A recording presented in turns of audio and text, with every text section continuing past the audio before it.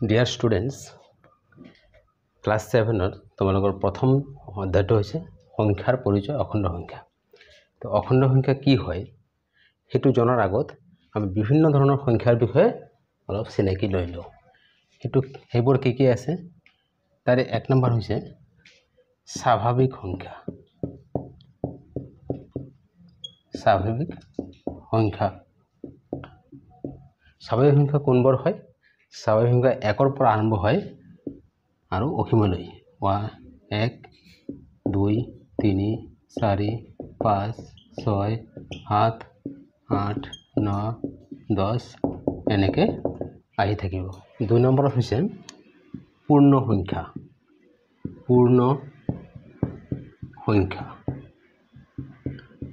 पूर्ण संख्या कोन है? गोटेइবোৰ स्वाभाविक संख्या থাকিবই লগতে 0 এটা बाढ़िब। 0 पर आरम्भ हो 0 1 2 3 4 5 6 7 8 এনেকে আহি থাকিব। তৃতীয় নম্বৰত আছে अखंड संख्या। अखंड संख्या अखंड संख्या कोनবিলাক? এই গোটেইবোৰ पूर्ण संख्या तो থাকিবই तार लगते जिबिलाक नेगेटिव संख्या ऋणात्मक संख्या সেইবিলাক যোগ হ'ব।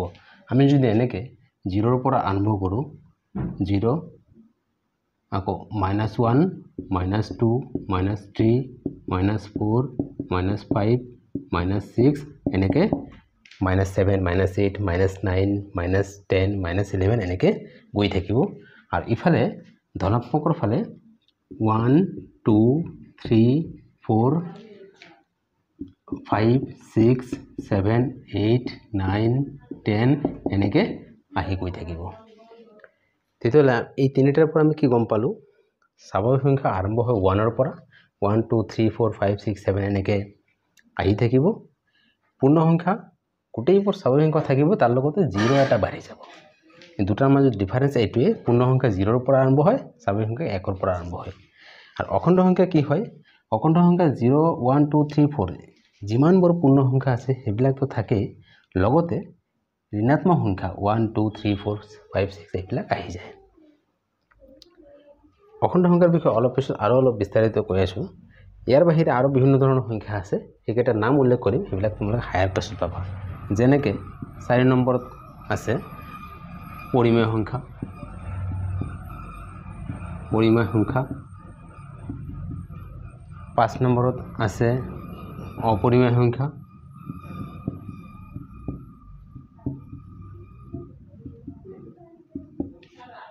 6 নম্বৰত আছে বাস্তৱ সংখ্যা।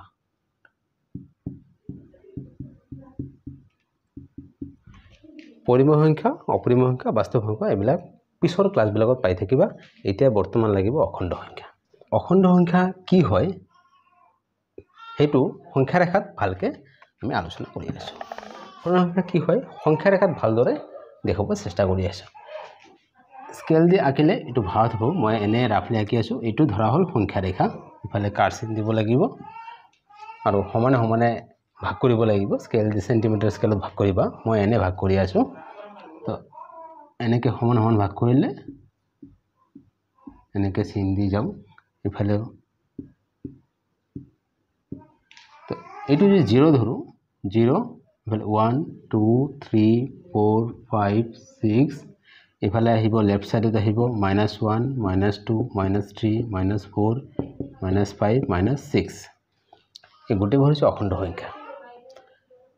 ইয়াতে মনত ৰাখিব লাগিব অখণ্ড সংখ্যা 0ৰ সোঁফালে যিবিলাক আছে সব ধনাত্মক আৰু 0ৰ বাওঁফালে যিবিলাক আছে ঋণাত্মক। এই গোটেইবোৰ অখণ্ড সংখ্যা। এতিয়া এইকেইটাত মনত ৰাখিব লাগিব সংখ্যা ৰেখাত দুটা সংখ্যাৰ ভিতৰত যিটো বাওঁফালে এইটো সৰু আৰু সোঁফালটো ডাঙৰ। যেনেকৈ -4 -3 ইয়াতে কোনটো সৰু আৰু কোনটো ডাঙৰ? -4 এই দুটাৰ মাজত -4 বাওঁফালে আছে গতিকে -4 সৰু, -3 সোঁফালে আছে গতিকে এইটো ডাঙৰ। যেনেকৈ 0 আৰু 1 এই দুটাৰ মাজত কোনটো ডাঙৰ? সংখ্যা ৰেখা যদি আমি চাওঁ এনে গম পাই যাম 0 আৰু 1ৰ ভিতৰত 0টো বাওঁফালে আছে গতিকে সৰু, 1 সোঁফালে আছে 1 ডাঙৰ। আকৌ -5 আৰু -2 এই দুটাৰ মাজত কোনটো ডাঙৰ? -5 আৰু -2 সংখ্যা ৰেখাত -2 বাওঁফালে আছে গতিকে এইটো সৰু আৰু -2 সোঁফালে আছে এইটো ডাঙৰ এনেকৈ সংখ্যা ৰেখাত সোঁফালে যিমানে গৈ থকা যাব এইটো ডাঙৰ বাওঁফালৰ বৰ সৰু